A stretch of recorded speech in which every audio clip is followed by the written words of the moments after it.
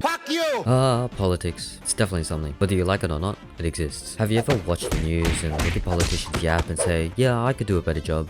And you can, with the release of a new mod for City Skylines called Politics and Elections. You can line up as your favorite parties and leaders in history in the city building game. Today, I'll be a professional grifter, trying to win the hearts and minds of my people in my city and maintain full, complete overlordship as I try and siphon money out of my city to maintain my expensive lifestyle of buying Steam games. Will I succeed? Probably not. I'm a terrible leader considering my personal history, but everything's worth a shot.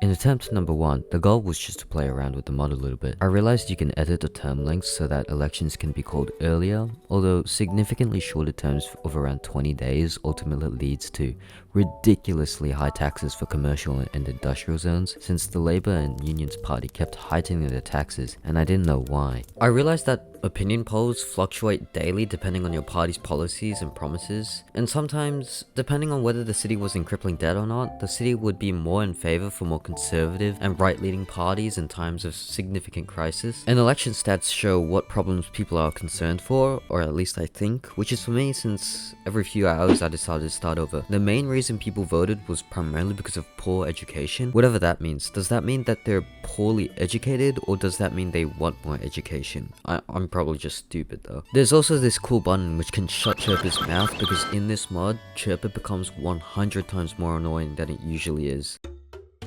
For attempt number 2, I tried focusing on a more specific demographic.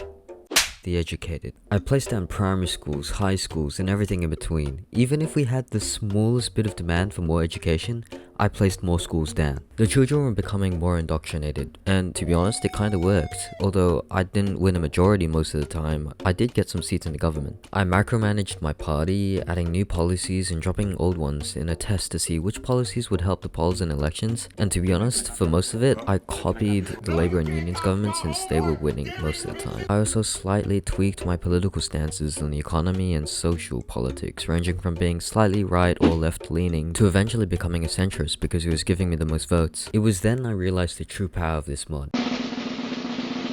Tax and budget deltas. To be honest, I didn't really want to mess with it at first because I thought maybe they wouldn't change a lot of the opinions of people, but in fact, promising lower taxes and higher expenditure on services would actually make people vote for you irrespective of being poor or rich, educated or uneducated. So I immediately started attempt number 3.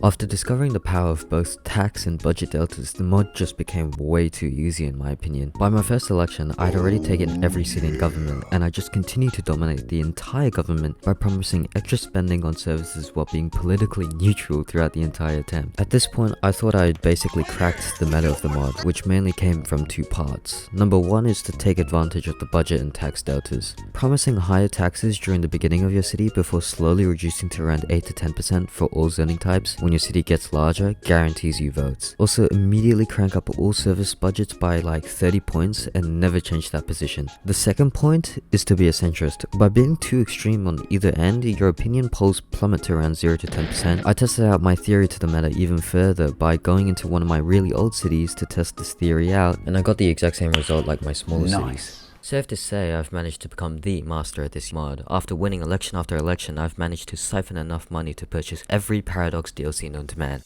I need better hobbies.